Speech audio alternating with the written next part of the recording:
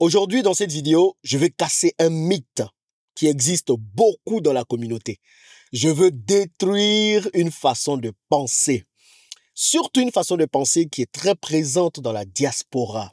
Eh oui, certains vont dire Jean-Yves, tu vas encore parler de diaspora aujourd'hui, mais tu nous fatigues avec ton histoire de diaspora. Diaspora par-ci, diaspora par-là, mais lâche-nous les baskets, les gars. Je ne peux pas vous laisser. Je vous aime trop pour vous laisser. Je sais que vous vivez des tribulations dans la diaspora, vous vivez des difficultés dans la diaspora. Et moi, je reste convaincu qu'une des solutions à toutes les discriminations, les problèmes, les soucis que vous avez dans la diaspora, c'est le retour en Afrique. Ok, donc c'est pour ça que je parlerai de retour en Afrique. Moi-même, j'étais dans la diaspora et je suis revenu vivre en Afrique il y a de cela un peu plus de 3 ans. Je peux vous dire que c'est la meilleure décision que j'ai prise. Vous m'avez regardé, hein? Le Jean-Yves qui était dans la diaspora et le Jean-Yves de maintenant, c'est deux choses différentes. Donc, l'Afrique, l'Afrique a certes ses soucis, a certes ses chaos, a certes ses difficultés, mais il y a du bon aussi, hein. Je vous dis, il y a du bon, il y a beaucoup de bon même. Mais aujourd'hui, je veux être gentil avec vous, ok? Parce que c'est bien de dire à la diaspora, revenez, revenez, revenez, mais c'est encore mieux de vous dire comment faire. Donc aujourd'hui, j'ai de bonnes nouvelles pour vous parce que je veux partager avec vous l'histoire d'une dame qui m'a touché hier.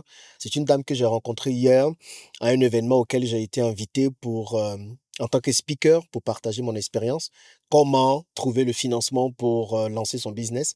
Donc c'est le Forum international du leadership féminin qui a été organisé par ma sœur Sephora Kodjo, qui fait un excellent travail ici avec les femmes, qui les aide à s'autonomiser, à avoir de l'argent, à les financer et tout.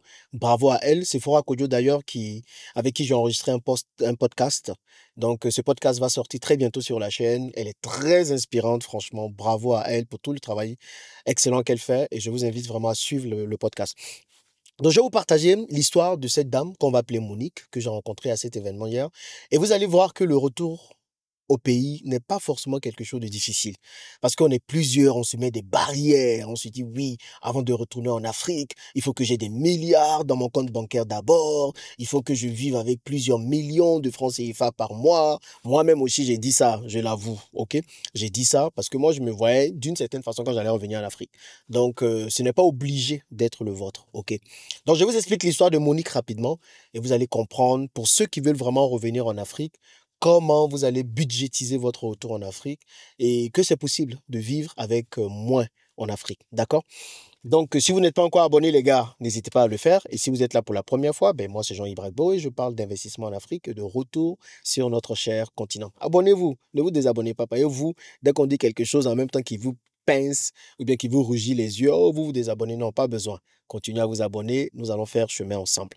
Donc, hier, pendant que j'étais en train de faire mon speech au Forum international du leadership féminin, ici à Abidjan, il y a plusieurs personnes qui étaient venues me voir pour me demander des conseils et tout. Et il y a cette dame d'une cinquantaine d'années, une dame bien tenue, hein, mais elle a 50 ans, mais on ne sent pas, on lui donnerait même 40 ou 45, qui est venue me voir et qui m'a dit, Jean-Yves, merci beaucoup pour tout le travail que tu fais. J'ai dit, ah, super.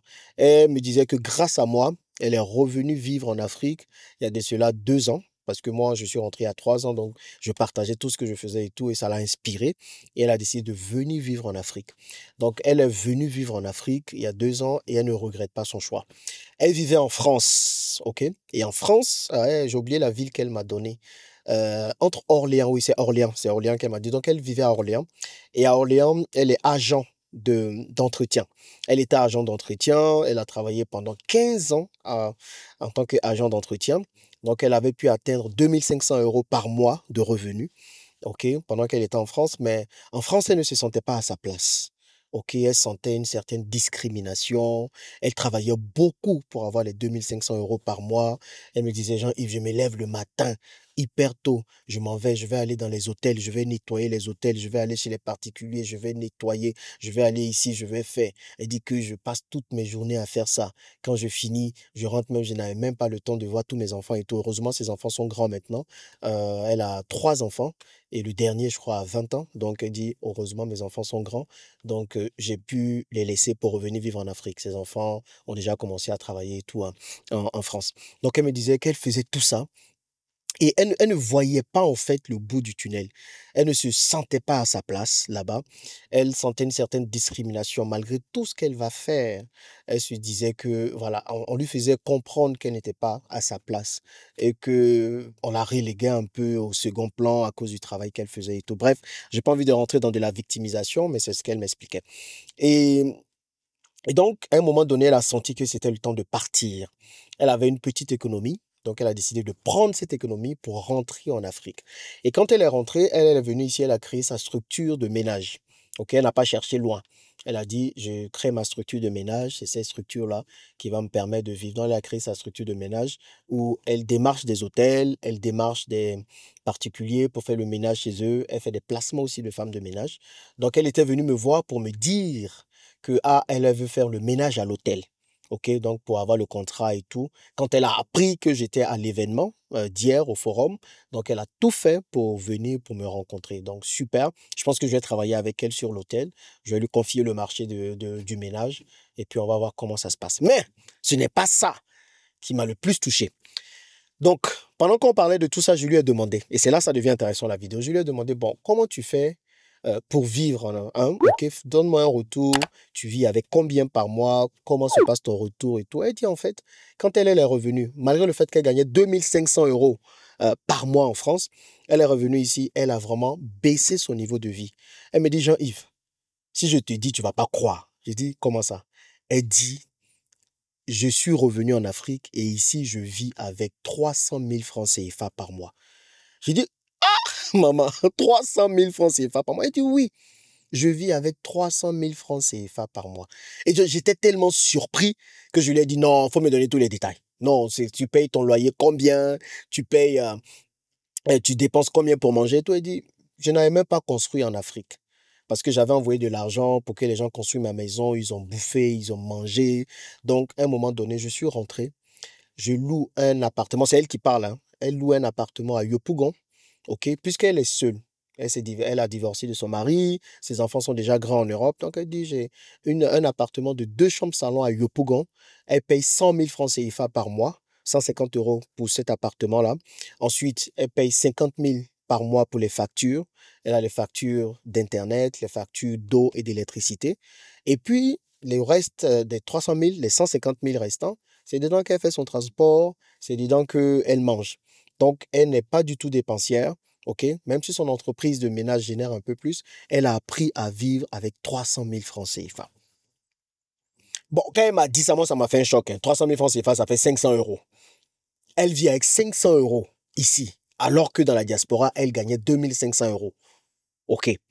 Mais elle m'a dit que, ah, même si je vis avec ce petit montant-là, au moins j'ai la paix du cœur, j'ai la quiétude, ok? Et je vis bien, je mange bien, je n'ai pas besoin de plus.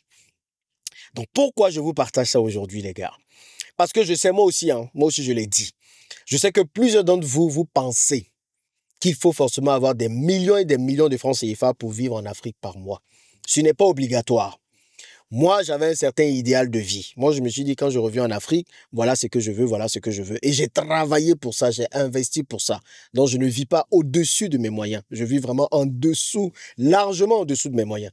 Mais j'ai une vie plutôt tranquille et confortable. Donc, si vous, ce n'est pas encore votre cas, et que vous êtes bloqué dans la diaspora parce que vous vous dites que non, il vous faut des millions et des millions pour venir vivre ici, pas forcé. Ok, vivez, en fait, en Côte d'Ivoire, on dit ici, là où ta main peut attraper là, attrape. Où ta main peut arriver, attrape. Donc peut-être qu'aujourd'hui, vous n'avez pas besoin de beaucoup d'argent pour revenir vivre en Afrique. Peut-être que vous pouvez vivre quelque part où vous allez payer juste 100 000 francs CFA de loyer. Peut-être que vous avez juste besoin de peu pour vivre. Donc, pas besoin d'avoir des gros montants pour pouvoir revenir en Afrique. Parce que je sais que c'est quelque chose qui bloque énormément de personnes dans la diaspora. Certains vont se dire, mais si je viens, que je m'en vais louer encore un appartement, la famille, qu'est-ce que la famille va en penser? Est-ce que la famille ne va pas se moquer de moi et tout? Bah, vous ne vivez pas pour votre famille, vous vivez pour vous-même. OK? Donc, pour moi, un bon budget pour une personne qui veut revenir vivre en Afrique, si vous êtes une personne seule, pour moi, même avec 1000 euros, vous pouvez vivre. OK? Même avec 1000 euros par mois, vous pouvez vivre. Ça dépend de votre niveau de dépenses et tout. Mais avec 1000 euros, on peut vivre décemment en Afrique. Oui, Abidjan devient de plus en plus cher. Oui, l'Afrique devient de plus en plus chère. Je vous l'accorde. Mais après, vous n'êtes pas obligé de vivre comme tout le monde vit. Si vous voulez le niveau de vie que vous avez en Europe, Si vous voulez transposer ça ici, forcément, ça va vous coûter plus cher.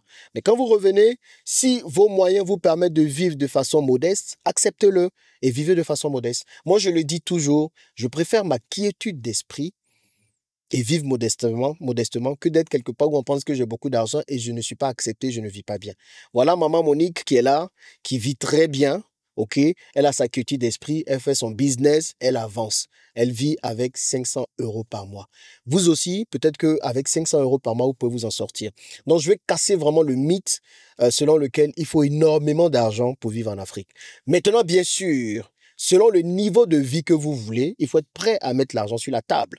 Si vous voulez un niveau de vie à l'occidental, où vous allez sortir tout le temps dans tous les restos, où vous allez rouler les grosses voitures, parce que les gens de la diaspora, c'est ce que vous aimez. Quand vous revenez, on n'a qu'à dire, ah, lui, là, il vivait en France, voilà, il a sa grosse voiture, il a déposé une grosse maison. Si vous voulez ça, forcément, ça va vous coûter cher. Et soyez prêts à mettre le prix. OK? Mais malheureusement, ne restez pas bloqué dans la diaspora à continuer à vivre une vie quelque peu misérable pour certains. Ça n'a rien à voir avec vos revenus, mais c'est en fonction de votre quiétude d'esprit. Misérable parce que vous n'êtes pas tranquille, vous n'êtes pas accepté, vous n'êtes pas tout simplement respecté et tout. Donc, au lieu de vivre une vie comme ça, juste pour avoir de l'argent, pour dire que vous allez rentrer, pour montrer aux gens, peut-être que vous avez besoin de revenir vivre en Afrique avec peu. OK? Donc, c'est une question de budgétisation, c'est une question de vivre dans ses moyens, mais il ne faudrait pas que ça vous bloque. Il ne faut pas que vous vous disiez que, ou bien que vous vous dites que non, c'est pas possible de rentrer parce que j'ai pas 100 millions de francs CFA par mois. Non, vivez avec ce que vous avez. Si vous pouvez avoir 1000 euros, que vous êtes une personne, 1000 euros par mois, c'est possible de revenir en Afrique et de vivre avec. Si vous êtes en couple, 1500 à 2000 euros. Si vous avez des enfants, rajoutez, j'ai envie de dire 300 euros ou 500 euros par enfant. Quand on a les enfants, par contre, je vous l'accorde, ça peut être compliqué parce qu'il y a les écoles à payer, il y a plein de choses. Donc, avec les enfants, le budget peut aller vraiment, vraiment au-delà. Mais si vous êtes seul ou bien vous êtes en couple sans enfants, franchement, vous n'avez pas besoin de vivre avec beaucoup. Donc, je voulais vous raconter, partager avec vous l'histoire de Monique pour vous montrer que c'est possible de revenir vivre en Afrique avec peu. Maintenant, est-ce que vous allez le faire? C'est ça la question. Parce que vous, là, tant que vous n'avez pas une grosse, belle vie ici, où tout le monde vous regarde, vous n'allez pas le faire et ça, c'est dommage. On va parler dans une prochaine vidéo peut-être de l'affaire de la maison. Parce que certains vont me dire, mais Monique n'a pas construit en Afrique comme elle est revenue vivre ici. Est-ce qu'elle a besoin de construire spécialement pour revenir vivre? OK? Peut-être pas. Vous voyez? Mais au moins, elle a un business qui marche, qui fonctionne, et ça, c'est bien. Et c'est ce que je vous dis aussi. Moi, avec le business de VTC, par exemple, quand je fais un contrat avec des chauffeurs, un certain contrat, c'est au moins 500 000 francs CFA par mois qui tombent. Donc, même si vous avez mis un business de VTC qui marche très bien, 500 000 francs CFA, vous pouvez vivre avec ça, OK? Si l'objectif est vraiment de revenir en Afrique, vous allez trouver tous les moyens pour revenir. Bon, voilà, dites-moi ce que vous en pensez dans les commentaires. Dites-moi surtout combien vous pensez qu'il vous faut pour revenir vivre en Afrique. Et puis, on va en discuter. Allez, merci les amis. À plus.